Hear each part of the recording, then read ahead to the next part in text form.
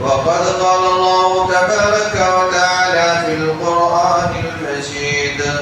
أعوذ بالله من الشيطان الرجيم. وإن يمسسك الله بضر فلا كاشف له إلا هو، وإن يردك بخير فلا راد لفضله يصيب به من يشاء من عباده. رب اشرح لي صدري ويسر لي أمري واحلل عقدة من لساني يفقهوا قولي. تمام تعریفیں، ساری بڑائیاں ہر قسم کی حمد و ثنا، پاکی و بزرگی اللہ رب العالمین خالق کون و مکان، مالک ارض و سما کے لیے لائق و زیبا ہے، جو ساری کائنات کا پالنہار اور مربی ہے۔ بعدہ بے شمار درود و سلام نازل ہو اللہ کے آخری نبی، رحمت للعالمین، شفیع المذنبین، سید الاولین والآخرین، خاتم النبیین، فخر انسانیت، ناجش آدمیت، پیکر جود و سخا، مصدر صبر و رضا، امام کائنات جناب محمد رسول اللہ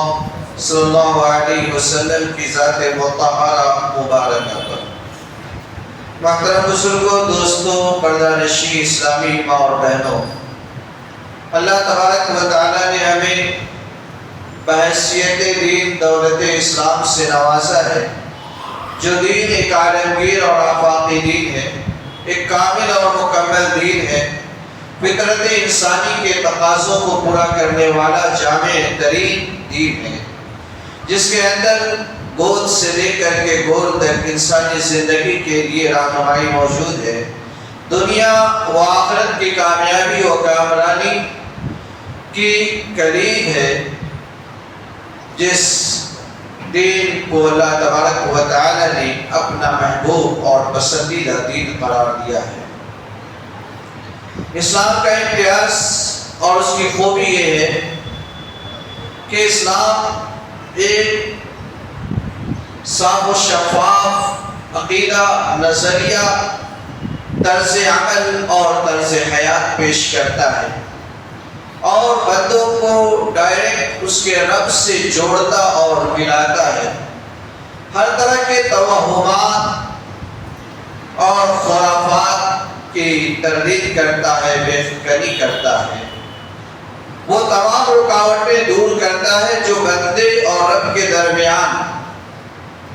مختلف زمانوں، مختلف ادوار میں کھڑے کیے گئے ہیں، اور بندوں کو اپنے رب سے ربط و ثبت بڑھانے کی تلقین کرتا ہے۔ اسلام جو عقیدہ پیش کرتا ہے، اس عقیدے کے اندر انسانیت کے لیے احترام بھی ہے، انسانیت کے لیے ہر طرح کے ڈر، خوف اور خدشات سے نجات کا سامان بھی ہے۔ لیکن ہم دیکھتے ہیں کہ آج کے مسلمان بھی، اسلام کے ماننے والے بھی، لا الہ الا اللہ محمد رسول اللہ کے پڑھنے والے بھی کئی سارے توہمات اور خرافات کا شکار ہیں، کئی ساری بدعقیدگیاں اور غلط افکار و نظریات مسلمانوں نے اختیار کر رکھے ہیں، جو نظریات، جو افکار، جو تصورات کہیں نہ کہیں رب کے ساتھ بندے کے جو باہمی تعلقات ہیں ان کو کمزور کرنے والے، انہی نظریات میں سے، افکار اور تصورات میں سے ایک اہم نظریہ، ایک اہم فکر، ایک اہم تصور اور بدعقیدگی کی ایک اہم شکل نحوست کا عقیدہ ہے۔ یعنی کسی بھی چیز کو منحوس سمجھنا یا کسی شخص کو منحوس سمجھنا، کسی وقت کو منحوس سمجھنا، کسی دن کو منحوس سمجھنا، کسی مہینے کو منحوس سمجھنا، کسی کیفیت کو منحوس سمجھنا، یہ عقیدہ رکھنا کہ یہ فلاں وقت، فلاں چیز، فلاں مہینہ، فلاں دن یہ منحوس ہے، اگر اس کے اندر ہم کوئی کام کریں تو ہمارے کام میں برکت نہیں ہوگی، ہمارے کام میں بے برکتی پیدا ہو جائے گی، اس کو نحوست کا عقیدہ کہتے ہیں۔ یہ کوئی نیا نظریہ اور نیا عقیدہ نہیں ہے، ہر زمانے میں اہل باطل کے یہاں یہ نظریہ پایا جاتا رہا ہے، اس نظریے کے حامل ہر دور میں پائے جاتے رہے۔ اللہ تبارک و تعالیٰ نے کئی قوموں کا تذکرہ کیا ہے، اس میں حضرت صالح علیہ السلام کی قوم کا بھی ذکر کیا ہے۔ صالح علیہ السلام اپنی قوم کو اللہ کی توحید کی دعوت دیتے ہیں، اللہ کی طرف بلاتے ہیں، اپنے رب سے جڑنے کی دعوت دیتے ہیں، رب کے ساتھ اپنے تعلقات کو مضبوط بنیادوں پر استوار کرنے کی تعلیم دیتے ہیں، اور قوم کہتی ہے قَالُوا طَيَّرْنَا بِكَ وَبِمَن مَّعَكَ کہ صالح تم تو ہمارے لیے نحوست کا باعث ہو، تم منحوس ہو، تم بھی منحوس ہو، اور تمہارے ماننے والے بھی منحوس ہیں، ہمارے اوپر جو پریشانیاں آ رہی ہیں، تکلیفیں آ رہی ہیں، مصیبتیں آ رہی ہیں، تمہاری نحوست کا نتیجہ ہے۔ اللہ تبارک و تعالیٰ نے ایک بستی کا تذکرہ کیا ہے جہاں اللہ تبارک و تعالیٰ نے پے در پے انبیاء کو بھیجا تھا، پے در پے نبیوں کو بھیجا تھا اس قوم کی اصلاح کے لیے، اس قوم کی ہدایت کے لیے، بجائے اس کے یہ قوم اپنے اعمال، اپنے رویوں، اپنے طرز عمل، اپنی بدعقیدگیوں کو صحیح کرتی، ان نبیوں کو، ان رسولوں کو ہی اپنے لیے نحوست کا باعث بنا دیا، اور ان نبیوں پر یہ الزام لگا دیا کہ تم منحوس ہو، تمہاری نحوست کی وجہ سے ہمارے اوپر یہ پریشانیاں، یہ تکلیفیں آ رہی ہیں۔ اسی طرح سے موسیٰ علیہ السلام کا تذکرہ اللہ تبارک و تعالیٰ نے کیا ہے، وہاں جب موسیٰ علیہ السلام کو نہ ماننے کی وجہ سے، موسیٰ علیہ السلام کی رسالت کو قبول نہ کرنے کی وجہ سے، موسیٰ علیہ السلام کی ہدایتوں کو تسلیم نہ کرنے کی وجہ سے جب فرعون اور فرعون کے قوم پر کئی عذاب اللہ تبارک و تعالیٰ نے بھیجے، پے در پہ مصیبتیں نازل ہوئی، تو یہ قوم بجائے اس کے کہ اپنی اصلاح کرتی، اپنے رویوں کو درست کرتی، اپنی بدعقیدگی کو دور کرتی، جو مصیبتیں، پریشانیاں، تکلیفیں ان کے اوپر آ رہی تھی، جو اسباب اور ذرائع تھے، ان کو یہ قوم ختم کرتی، موسیٰ علیہ السلام پر الزام دھر دیا کہ تمہاری نحوست کی وجہ سے یہ سارے ہو رہے ہیں، یہ ساری پریشانیاں اور تکلیفیں تمہاری وجہ سے آ رہی ہیں۔ کفار مکہ اور مشرکین عرب، جہاں اللہ کے نبی صلی اللہ علیہ وسلم کو مبعوث کیا گیا تھا، جہاں پیارے نبی صلی اللہ علیہ وسلم کو بھیجا گیا تھا، وہاں کے لوگ بھی مختلف طریقے سے، مختلف انداز میں، مختلف نوعیت کے نحوست کے افکار و نظریات کا شکار تھے۔ اسلام نے اس توہم پر کاری ضرب لگائی، اس بدعقیدگی کی اصلاح کیا، اور لوگوں کو بتایا کہ دیکھو اسلام کے اندر اس طرح کے افکار و نظریات اور تصورات کے لیے ذرہ برابر بھی گنجائش نہیں ہے، اس لیے کہ یہ اسلام کے بنیادی عقیدہ، عقیدہ توحید سے ٹکراتا ہے، اسلام کے عقیدہ تقدیر سے ٹکراتا ہے، اسلام کے عقیدہ توکل سے ٹکراتا ہے۔ توہم کا عقیدہ اللہ کے نہیں، بندوں کو بدگمان کرتا ہے، اس لیے اسلام میں اس طرح کے عقیدے کی کوئی گنجائش نہیں ہے۔ ایک مسلمان کے دل میں، ایک مسلمان کے دماغ میں، ایک مسلمان کے ذہن میں، ایک مسلمان کے تصورات میں اس طرح کا عقیدہ نہیں ہونا چاہیے کہ فلاں دن بے برکتی کا ذریعہ ہے، فلاں مہینہ نحوست کا باعث ہے، فلاں گھڑی یہ نحوست کا ذریعہ ہے، فلاں انسان منحوس ہے، فلاں جو ہے واقعہ منحوس ہے، فلانی نوعیت اور کیفیت منحوس ہے۔ ایک مسلمان کا یہ عقیدہ نہیں ہونا چاہیے، لیکن ہم دیکھتے ہیں کہ آج مسلمانوں کی بڑی اکثریت کی بات مت کیجیے، چھوڑ دیجیے۔ خود توحید کے دعوے دار اور علم بردار بھی اس طرح کے باطل فکر کا شکار نظر آتے ہیں۔ ہم بھی آج یہ مانتے ہیں اور ہمارے ذہن و دماغ میں یہ بات بھر جاتی ہے کہ فلاں دن ہمارے لیے درست نہیں ہے، فلاں مہینہ ہمارے لیے درست نہیں ہے، فلاں وقت ہمارے لیے درست نہیں ہے۔ اللہ کے نبی صلی اللہ علیہ وسلم نے اس عقیدے کو، اس تصور کو، اس فکر کو شرک سے تعبیر کیا ہے۔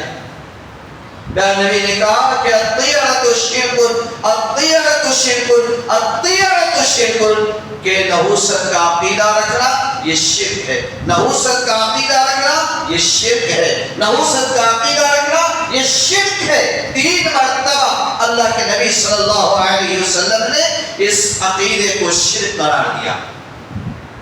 الطیرہ کہا گیا ہے جس کو ہم نحوست کہہ رہے ہیں، اللہ کے نبی صلی اللہ علیہ وسلم کی زبان مبارک سے اس کو الطیرہ کہا گیا ہے۔ اور اس کی ایک بڑی وجہ یہ ہے کہ کفار مکہ اور مشرکین عرب کی یہاں نحوست کے جو مختلف انداز تھے اس میں ایک پرندے اڑا کر کے پھاد لینے کا عقیدہ تھا۔ جب ان کو کوئی سفر درپیش ہوتا، کہیں سفر پر جانا ہوتا یا کوئی نیا کام کر رہے ہوتے تو دیکھتے تھے کہ ان کے سامنے کوئی پرندہ ہے تو وہ سیدھی طرف اڑ کے جاتا ہے یا بائیں طرف اڑ کے جاتا ہے۔ اگر سیدھی طرف اڑ کے جاتا تو سمجھتے کہ یہ کام باعث سے برکت ہوگا، ہم سفر کر رہے ہیں تو یہ سفر باعث سے برکت ہوگا، کوئی تجارت کر رہے ہیں تو یہ تجارت باعث سے برکت ہوگی۔ لیکن اگر وہ پرندہ دائیں طرف اڑ کے چلا جاتا تو سمجھتے تھے کہ ہم جس سفر پر نکلے یہ سفر ہمارے لیے باعث برکت نہیں ہوگا، ہم جو تجارت کرنے جا رہے ہیں وہ تجارت ہمارے لیے باعث نفع نہیں ہوگی، جو کام ہم شروع کرنا چاہتے ہیں وہ کام ہمارے لیے فائدہ مند نہیں ہوگا، پھر اس کام کو کرنے سے رک جاتے تھے۔ کبھی یہ کرتے کوئی پرندہ سامنے نہیں ہوتا تو خود کا پرندہ رکھ کر کے اسے اڑاتے تھے، اڑاتے اگر سیدھی طرف اڑ جاتا تو اس سے جو اچھا پھال لیتے تھے، اور اگر دائیں طرف اڑ جاتا تو اس سے بدشگونی لیتے تھے، اس کو اپنے لیے منحوس سمجھتے تھے۔ اس چونکہ عربی زبان میں پرندے کو طائر کہا جاتا ہے، اسی سے جو ہے یہ عقیدہ بن گیا ہے جو تمام تر جو ہے نحوست کے عقیدے کے لیے مستعمل ہے۔ چاہے کسی چیز سے بھی آدمی جو ہے افیکٹڈ ہو، اس طرح سے کسی بھی چیز سے جو ہے نحوست کا عقیدہ رکھے اس کے لیے طیرہ کا لفظ استعمال کیا جاتا ہے۔ تو اسلام میں اس کے لیے کوئی گنجائش نہیں ہے۔ اگر آج ہم دیکھیں تو کئی ساری چیزیں ہمارے یہاں موجود نظر آتی ہیں۔ ہم بعض مہینوں کو اپنے لیے منحوس سمجھتے ہیں، بعض دنوں کو اپنے لیے منحوس سمجھتے ہیں، بعض اوقات کو اپنے لیے منحوس سمجھتے ہیں، بعض چیزوں کو اپنے لیے منحوس سمجھتے ہیں۔ پرانے زمانے میں بھی یہ بدعقیدگی تھی، آج بھی یہ بدعقیدگی ہے کہ لوگ اگر جا رہے ہو راستے سے کسی خاص کام سے جا رہے یا عام سفر پر ہو، اگر سامنے سے بلی گزر جاتی ہے تو سمجھتے ہیں کہ بلی نے راستہ کاٹ دیا ہے، آگے جائیں گے تو ایکسیڈنٹ ہو جائے گا، حادثہ ہو جائے گا، کوئی دوسری جو ہے معاملات پیش آ جائیں گے تو لوگ گاڑی روک لیتے، گاڑی بند کر دیتے ہیں اور کچھ دن انتظار کرتے ہیں کہ بلی نے گزر کر کے جو نحوست پھیلائی ہے اس کا اثر ظاہر ہو جائے تو آگے بڑھیں گے۔ یہ عقیدہ اللہ کے نبی نے کہا طیرۃ الشرک، یہ بدشگونی لینا ہے، نحوست کا عقیدہ رکھنا ہے، اور یہ بدشگونی اسلام کی نظر میں شرک ہے۔ بعض لوگ یہ عقیدہ رکھتے ہیں کہ سروں کے اوپر سے کوا بولتا ہوا گزر جائے تو کام بگڑ جاتا ہے، کام خراب ہو جائے گا، جس کام سے نکلے تھے وہ کام بگڑ جائے گا، یہ عقیدہ شرک ہے۔ اللہ کے نبی نے کہا الطیرۃ شرک۔ بہت سارے لوگ یہ عقیدہ رکھتے ہیں کہ گھروں پر الو بیٹھ جائے تو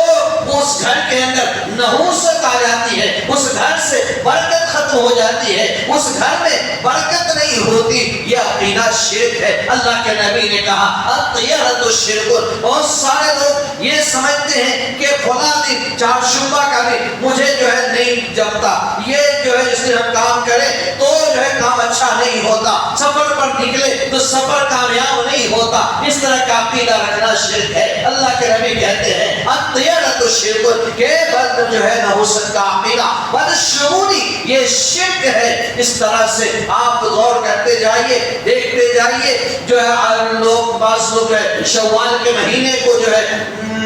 نحوست کا ذریعہ سمجھتے ہیں، منحوس سمجھتے ہیں، اس سے بدشگونی لیتے ہیں۔ بعض لوگ یہ سفر کا مہینہ چل رہا ہے، سفر کے مہینے کو اپنے لیے جو ہے منحوس سمجھتے ہیں، اپنے اس سے بدشگونی لیتے ہیں۔ بعض لوگ محرم کے مہینے کو اپنے لیے جو ہے منحوس سمجھتے ہیں، اس سے بدشگونی لیتے ہیں۔ یہ ساری جو ہے فکرے، سارے نظریات اسلام کی نگاہ میں پیارے نبی صلی اللہ علیہ وسلم کی زبانی شرک ہے۔ اللہ کے نبی نے کہا الطیرۃ شرک۔ تو اس طرح کی بدعقیدگی،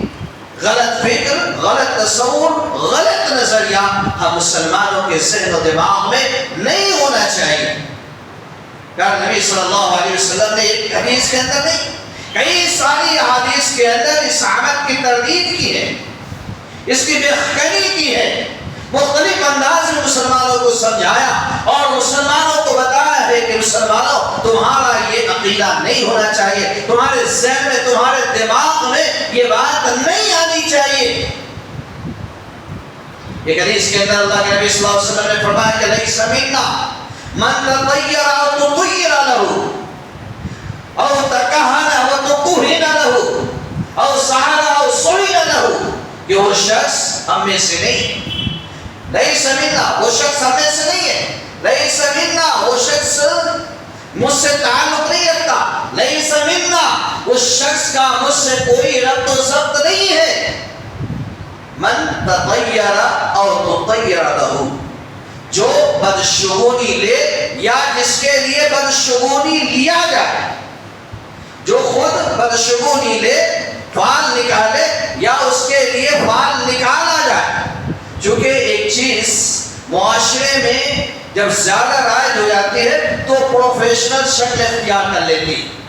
پہلے لوگوں کے دل و دماغ میں یہ عقیدہ بڑھتا ہے کہ فلاں کام کرنا، فلاں چیز، فلاں جو ہے یہ نحوست کا باعث ہے، یہ جو ہے بدشگونی کا باعث ہے، اور پھر اب یہ ہوتا ہے کہ معاشرے میں اب پھیل گیا تو آدمی کیسے جانے کہ فلاں کام ہمارے لیے بدشگونی کا باعث ہوگا، فلاں کام ہمارے لیے نحوست کا باعث ہوگا، فلاں کام ہمارے لیے بے برکتی کا باعث ہوگا، تو اب اس کے ایکسپرٹ پیدا ہوتے ہیں اور باضابطہ وہ ایک فن کی شکل اختیار کر لیتا ہے۔ اب اس کے جو ایکسپرٹ بنتے ہیں اور وہ بتاتے ہیں کہ دیکھو بھائی تمہارے لیے یہ کام باعث برکت نہیں ہے، فلاں کام تمہارے لیے نحوست کا باعث ہے، فلاں کام تمہارے لیے سعادت کا باعث نہیں ہے۔ تو ایسے لوگ پروفیشنل سامنے آتے ہیں تو اللہ کے نبی نے کہا کہ کوئی شخص خود سے بدشگونی لے، فعال نکالے اپنے لیے یا اس کے لیے کوئی نکالے، ان دونوں کا مجھ سے کوئی تعلق تو نہیں ہے۔ اور تکہن اور تکہن له، جو شخص خود کہانت کرے یا جس کے لیے کہانت کی جائے اس کا بھی ہم سے کوئی تعلق نہیں۔ کہانت کا مطلب ہوتا ہے غیب کی باتیں جاننا یا غیب کی باتیں بتانا۔ پرانے زمانے میں کاہن ہوتے تھے، آج کے زمانے میں کہیں تو عامل ہوتے، تو کاہنوں سے لوگ غیب کی باتیں، چھپی باتیں، مستقبل کی باتیں پتا کرتے تھے کہ ہم یہ کام کریں تو اس سے برکت ہوگی کہ نہیں، ظاہر کی غیب کی بات ہے۔ تو کاہن اپنے علم کے ذریعے سے بتاتا تھا کہ بھئی یہ کرو گے تو برکت ہوگی، یہ کرو گے تو برکت نہیں ہوگی، فلاں دن یہ کام کرو گے تو برکت ہوگی، فلاں دن کرو گے تو برکت نہیں ہوگی، فلاں مہینے میں یہ کام شروع کرو گے تو برکت ہوگی، فلاں مہینے میں کرو گے تو برکت شروع نہیں ہوگی۔ اس طرح کی بہت ساری چیزیں اور باتیں یہ کاہن بتاتے تھے۔ تو آدمی خود سے اس طرح کا کام کرے یا کسی اور کے ذریعے سے کرائے، اللہ کے نبی کہتے ہیں ایسا کرنے والا لیس منا، ہم میں سے نہیں ہے۔ تیسری چیز آپ نے کہی یا وہ سحر اور سحر له، وہی خود سے جادو کرے یا کسی اور سے جادو کرائے جس کے لیے جادو کیا جائے، اللہ کے نبی نے کہا کہ اس کا بھی ہم سے کوئی تعلق نہیں ہے۔ اسی طرح ایک دوسری بات کے اندر اللہ کے نبی نے فرمایا کہ من ردته الطيرة عن حاجته فقد اشرک، کہ بدشگونی کی فکر، تصور اور نظریہ کسی آدمی کو اس کا کام کرنے سے روک دے، منع کر دے، فقد اشرک، تو اس نے شرک کیا۔ اس نے شرک کا ارتکاب کیا ہے۔ ہم چل رہے ہیں، اب معاشرے میں ایک بات بنی ہے، لوگ کا ایک نظریہ ہے کہ جا رہے راستے سے بجلی گزر گئی تو راستہ کٹ گیا، اب تھوڑی دیر انتظار کر لیں تو وہ نحوست دور ہو جائے گی، اگر نہیں ایسے ہی چلے گئے تو کوئی حادثہ ہو سکتا ہے۔ اب چونکہ یہ معاشرے میں پھیلا ہوا ہے تو ہمارے دل میں بھی، ہمارے ذہن میں بھی یہ بات آ سکتی ہے، کبھی آ گئی، آ کے چلی گئی، کوئی بات نہیں، لیکن اگر ہم اس کو اپنے دل میں بیٹھا لیتے، دماغ میں جگہ دے لیتے، اس کے مطابق عمل کرتے، اللہ کے نبی نے کہا کہ یہ شرک ہے، فقط اشرک، اس نے شرک کیا۔ آدمی کے ذہن میں یہ وہم پیدا ہو سکتا ہے، یہ خیال آ سکتا ہے، لیکن ایک مومن کے لیے، ایک موحد کے لیے ضروری ہے کہ اس خیال کو فوراً اپنے دماغ سے جھٹک دے، اپنے دل سے فوراً نکال پھینکے، نہ تو اس کو دل و دماغ میں جگہ دے اور نہ اس کے مطابق عمل کرے۔ یہ اسلام کی تعلیم ہے، اسلام کی ہدایت ہے۔ پیارے نبی صلی اللہ علیہ وسلم کی یہ تلقین ہے۔ یہ سفر کا مہینہ ہے، سفر کے مہینے کے خاص طور سے شروع کے 13 دنوں کو لوگ بہت منحوس سمجھتے ہیں، کچھ لوگ پورے مہینے کو منحوس سمجھتے ہیں، اور اس طرح اس مہینے کو منحوس ثابت کرنے کے لیے لوگوں نے بہت ساری روایتیں جو حدیث کے نام پر اللہ کے نبی صلی اللہ علیہ وسلم کی طرف منسوخ کر کے کر لی، اس طرح سے کہ ساری بڑائیں، ساری پریشانیاں، ساری مصیبتیں اسی مہینے میں اترتی ہیں۔ اس طرح کا ایک فکر بنا دیا گیا۔ اس مہینے کے شروع کے 13 ایام کو 13 تیزی کہا جاتا ہے، یعنی بڑی تیز دن ہوتے ہیں، یہ آدمی کے لیے بڑی خطرناک دن ہوتے ہیں، اور پھر اس کی خطرناکی سے بچنے کے لیے مختلف اس کے خود ساختہ اعمال کیے جاتے ہیں۔ یہ عقیدہ کوئی نیا عقیدہ نہیں ہے، یہ وہی عقیدہ جو کفار مکہ کا تھا، مشرکین عرب کا تھا، جس کی اللہ کے نبی صلی اللہ علیہ وسلم نے تردید کی تھی۔ پیارے نبی صلی اللہ علیہ وسلم نے فرمایا کہ لا عدوى ولا طیرة ولا ہامة ولا سفر، کہ عدوہ کی کوئی حقیقت نہیں، بدشگونی کی کوئی حقیقت نہیں، اور الو کے بارے میں جو بدعقیدگی لوگوں کی اس کی کوئی حقیقت نہیں، اور سفر کے بارے میں جو لوگوں کی بدعقیدگی ہے اس کی کوئی گنجائش نہیں۔ عدوہ کہتے ہیں ایک بیماری کا ایک آدمی سے منتقل ہو کر کے دوسرے کو لگ جانا۔ کفار مکہ اور مشرکین عرب کا یہ عقیدہ تھا کہ بعض بیماریاں ایسی ہوتی ہیں جو بذات خود ان کے اندر یہ صلاحیت، یہ قوت کار فرما ہوتی ہے کہ جو اس کے ٹچ میں، اس بیمار آدمی کے ٹچ میں کوئی آئے تو وہ بیماری اس آدمی کو لگ جاتی ہے اور وہ دوسرا آدمی بیمار ہو جاتا ہے۔ اللہ کے نبی صلی اللہ علیہ وسلم نے اس عقیدے کی تردید کی، اس تصور کی تردید کی، اور کہا کہ کسی بھی بیماری کے اندر ایسی اللہ تبارک و تعالی نے قوت نہیں رکھی ہے کہ بذات خود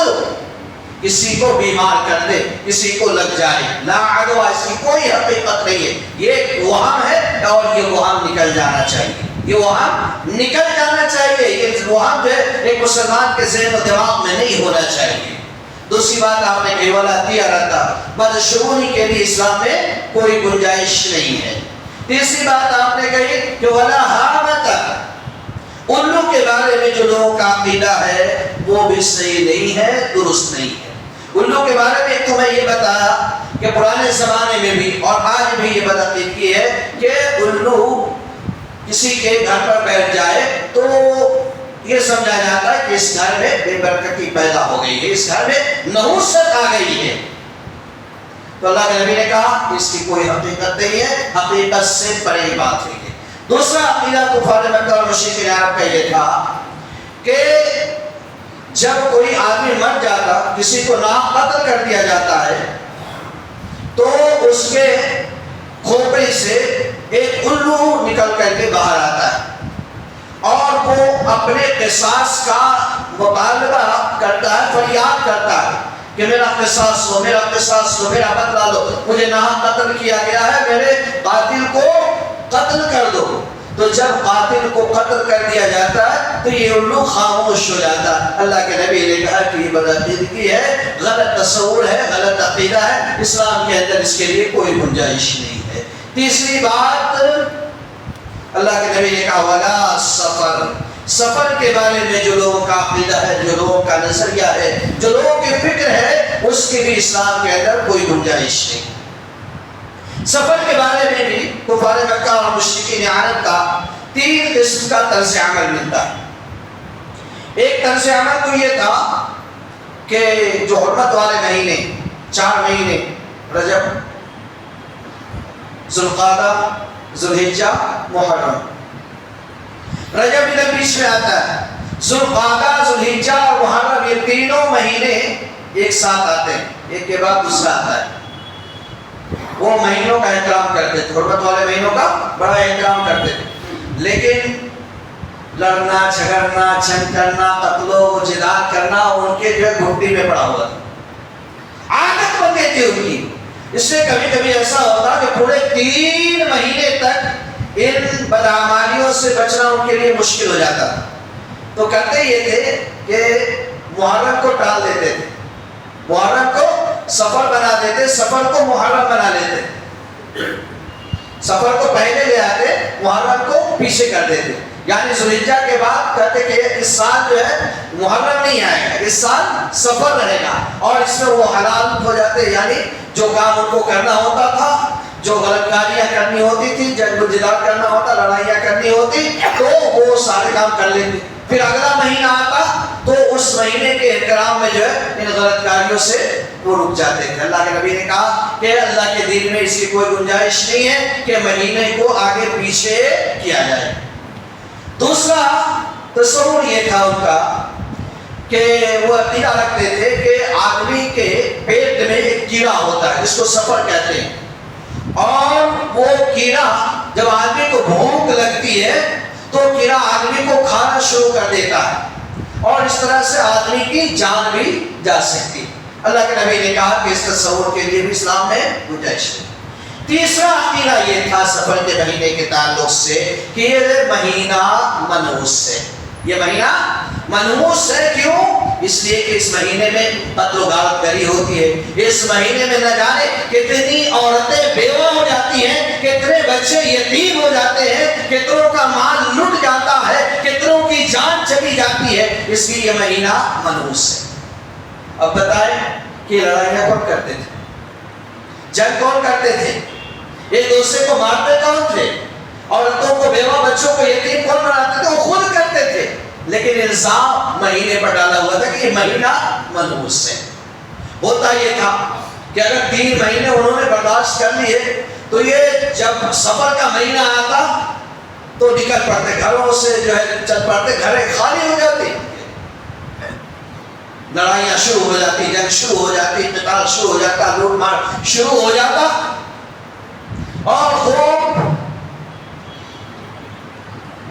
لوٹ مار مچاتے تھے۔ اب اس کے اثرات کو دیکھ کر کے اس مہینہ کو ہی انہوں نے منحوس قرار دیا۔ اللہ کے نبی نے کہا کہ ولا سفر، یہ جو سفر کے مہینے کے تعلق سے تمہارا عقیدہ ہے، اس کی اسلام میں کوئی گنجائش نہیں، ایک مسلمان کے لیے زیبا نہیں ہے کہ اس طرح کا عقیدہ رکھے۔ کوئی دن دوسرے دن سے افضل ہے، کوئی مہینہ دوسرے مہینے سے افضل ہے، کوئی وقت دوسرے مہینے سے، کوئی وقت سے بہتر ہے، لیکن کوئی بھی دن ہو، کوئی بھی وقت ہو، کوئی بھی مہینہ ہو، کوئی بھی گھڑی ہو، یہ اللہ کے یہاں منحوس نہیں ہے۔ نحوست آتی تو ہمارے اعمال کی وجہ سے آتی ہے، ہمارے کردار کی وجہ سے آتی ہے، ہمارے رویوں کی وجہ سے آتی ہے۔ اللہ نے کہا کہ وَمَا أَصَابَكُم مِّن مُّصِيبَةٍ فَبِمَا كَسَبَتْ أَيْدِيكُمْ، کہ جو پریشانیاں، مصیبتیں، تکلیفیں آتی ہیں تمہارے کرتوتوں کے نتیجے میں آتی ہیں، لیکن ساری غلط کاریوں پر، بدکاریوں پر، برائیوں پر اللہ پکڑ نہیں کرتا۔ اللہ نے کہا وَيَعْفُو عَنْ كَثِيرٍ، اللہ بہت سارا معاف کر دیتا ہے، چند غلط کاریوں پر پکڑتا ہے، اس کی وجہ سے مصیبتیں، پریشانیاں اور تکلیفیں آتی، اور پھر جب پریشانیاں آتی، مصیبتیں آتی، تکلیفیں آتی ہیں تو لوگ اس کو جو ہے دن پر ڈال دیتے، مہینے پر ڈال دیتے، کسی وقت پر ڈال دیتے، حالانکہ خود ان کے کرتوتوں کا نتیجہ اور رزلٹ ہوتا ہے وہ۔ اصل میں دیکھیں تو کسی بھی مہینے کو منحوس سمجھنا، کسی بھی وقت کو منحوس سمجھنا، کسی بھی دن کو منحوس سمجھنا، یہ خود اللہ تبارک و تعالیٰ پر الزام لگانا ہے، خود اللہ تبارک و تعالیٰ پر تہمت کرنا ہے، خود اللہ تبارک و تعالیٰ کی رحمتوں پر انگلی اٹھانا ہے۔ اس لیے کہ دن رات میں اپنا کچھ نہیں، وہی ہے جو اللہ تبارک و تعالیٰ دن و رات میں نازل کرتا ہے، دن و رات میں اتارتا ہے۔ دن رات کا آنا جانا، وقت کا بدلنا، یہ سب اللہ تبارک و تعالیٰ کے حکم سے ہوتا ہے۔ اس لیے اگر کوئی شخص کسی دن کو برا کہتا ہے، کسی وقت کو برا کہتا ہے، کسی مہینے کو برا کہتا ہے، تو وہ ڈائریکٹ اللہ تبارک و تعالیٰ کو برا کہتا ہے۔ پیارے نبی صلی اللہ علیہ وسلم نے فرمایا، حدیث قدسی ہے کہ یوزینی ابن آدم، اللہ کہتا ہے کہ بنی آدم، آدم کی اولاد، آدم کے بیٹے، آدم کی بیٹیاں مجھے برا بھلا کہتے، تکلیف پہنچاتے، تکلیف دیتے ہیں۔ ظاہر ہے تکلیف سے اللہ ابھر رہا ہے، لیکن لوگوں کا رویہ اور طرز عمل ویسا ہوتا ہے کہ کسی کو تکلیف پہنچا دے۔ تو کہا یوزینی ابن آدم یسب الدہر، کہ لوگ زمانے کو برا کہتے ہیں، زمانے کو غلط کہتے ہیں، فلاں مہینہ منحوس ہے، فلاں دن منحوس ہے، فلاں وقت منحوس ہے۔ یہ زمانے کو، وقت کو برا کہنا، اللہ کہتا ہے کہ یسب الدہر، لوگ زمانے کو برا کہتے ہیں۔ وَأَنَا الدَّهْرُ أُقَلِّبُ اللَّيْلَ وَالنَّهَارَ، زمانہ کیا؟ اللہ نے کہا کہ میں زمانہ ہوں، میں ہی رات و دن کو الٹ پلٹ کرتا ہوں، رات کو ختم کر کے دن لاتا ہوں، دن کو ختم کر کے رات لاتا ہوں۔ تو زمانے کا سارا کنٹرول، سارا اختیار کس کے ہاتھ میں؟ اللہ تبارک و تعالیٰ کے ہاتھ میں ہے۔ اب اگر آدمی زمانے کو برا کہتا ہے تو گویا وہ اللہ کو برا کہہ رہا ہے۔ ایک چھوٹی سی مثال سے سمجھ سکتے ہیں، ہم ایک کپڑا سلاتے ہیں، کپڑا بہت اچھا سلا ہوتا ہے، کپڑا بہت اچھا سلا ہوتا ہے، آدمی کوئی دیکھتا ہے تعریف کرتا ہے، بھائی کہاں سلا، بڑی اچھا ہے، اس کی سلائی بڑی اچھی ہے، اسٹیچنگ بڑی اچھی ہے۔ تو جب کپڑے کی تعریف ہو رہی ہوتی ہے تو اصل میں کپڑے کی تعریف نہیں ہوتی ہے، خود سے سلنے گئی ہے، سلنے والے کی تعریف ہو رہی ہوتی ہے کہ جو سلا ہے وہ سلائی کرنے میں ماہر ہے، وہ ٹیلر بہت اچھا ہے جس نے اچھا سلا ہے۔ اور اگر وہی کپڑا برا سلا ہوا ہو، اچھا سلا ہوا نہیں ہو، کوئی دیکھے بھائی کہاں سلا، یہ اچھا نہیں ہے، فٹنگ اچھا نہیں دیا ہے، اسٹیچنگ اچھی نہیں ہے، تو اصل میں کپڑے کی برائی نہیں ہو رہی ہوتی ہے، سینے والے کی برائی ہو رہی ہوتی ہے کہ سینے والے نے امانت کا ثبوت نہیں دیا ہے، جس طرح سے سینا چاہیے اس طرح سے اس نے نہیں سلا ہے، یا تو وہ سینا نہیں جانتا یا سینا جانتا ہے لیکن توجہ سے اس نے سلائی کی نہیں ہے۔ تو جب وہ بری سلائی کی جو ہم برائی کرتے ہیں تو اصل میں وہ برائی سینے والے کی، ٹیلر کی، درزی کی ہوتی ہے۔ اسی طرح سے اگر کوئی شخص زمانے کو برا بھلا کہتا ہے تو گویا اللہ تبارک و تعالیٰ کو برا بھلا کہہ رہا ہوتا ہے۔ اور ظاہر ہے کہ ایک مسلمان اس طرح کا تصور بھی نہیں کر سکتا، اپنے ذہن و دماغ میں یہ خیال بھی نہیں لا سکتا کہ اپنے رب کو، اپنے مالک کو، اپنے خالق کو، اپنے رازق کو، اپنے پالنہار کو کسی بھی طرح سے، کسی بھی انداز میں برا بھلا کہے۔ اس لیے ہم مسلمانوں کے لیے، مومنوں کے لیے لا الہ الا اللہ محمد رسول اللہ پڑھنے والے کے لیے ضروری ہے کہ جو یہ نحوست کا عقیدہ معاشرے میں پیدا ہوا ہے، لوگوں کے ذہن و دماغ میں رچا اور بسا ہوا ہے، اس عقیدے کو اپنے ذہن سے، اپنے دل سے، اپنے دماغ سے کھرچ کر نکال باہر کریں اور اس طرح کے تصورات سے اپنے ذہن و دماغ کو صاف رکھیں۔ ہمارا یہ عقیدہ ہونا چاہیے کہ اللہ کے فیصلے کے بغیر کچھ نہیں ہو سکتا، اللہ خیر نازل کرے کوئی روک نہیں سکتا، اللہ پریشانیوں مبتلا کرنا چاہے اللہ کو کوئی روک نہیں سکتا، آئی ہوئی بلائیں اللہ کے سوا کوئی ٹال نہیں سکتا ہے۔ اس لیے آدمی کو ہمیشہ اللہ پر توکل کرنا چاہیے، اللہ سے لو لگانا چاہیے، اور یہ بدعقیدگی اور توہم کا نظریہ جو ہے اس سے ہمیں دوری اختیار کرنا چاہیے۔ اللہ رب العالمین سے دعا ہے کہ اللہ تبارک و تعالی ہم سب کے عقیدوں کی اصلاح فرمائے، عقیدہ توحید پر اللہ ہمیں مضبوطی سے قائم و دائم رکھے، ہر طرح کے توہمات اور خرافات سے اللہ تبارک و تعالی ہماری حفاظت فرمائے، برائیوں اور بدکاریوں سے اللہ تبارک و تعالی ہمیں بچائے، نیکی اور اچھی راہوں پر اللہ تبارک و تعالی ہمیں قائم و دائم رکھے، صراط مستقیم کا راہی بنائے۔ آمین۔ ربنا تقبل منا انک انت السمیع العلیم وتب علینا انک انت التواب الرحیم۔